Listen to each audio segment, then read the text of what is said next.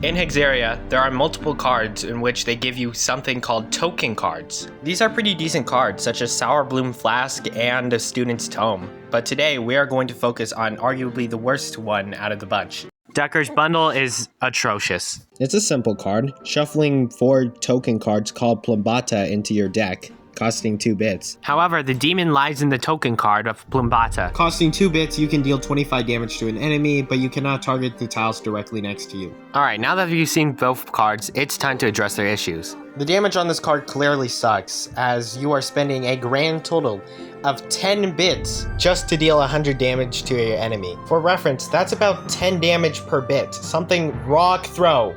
Rock Throw, a basic card obtained by bandits. And the fact that even if you use Conjure, you're still hurting yourself. That's 11 bits for 100 damage. Not to mention how quickly it gets power crept. By the time you unlock Slingshot, you basically do not need Deckers anymore because Slingshot clears the entirety of Cambris. And even after that, Deckers still can't be used because you can buy an Infernal Wand for half the price off Markle Chant, and it does more damage, has better bit efficiency, and doesn't have a stupid min-range. Okay, so how do we balance it around being more prevalent in the early game than immediately getting power crept about 10 minutes in?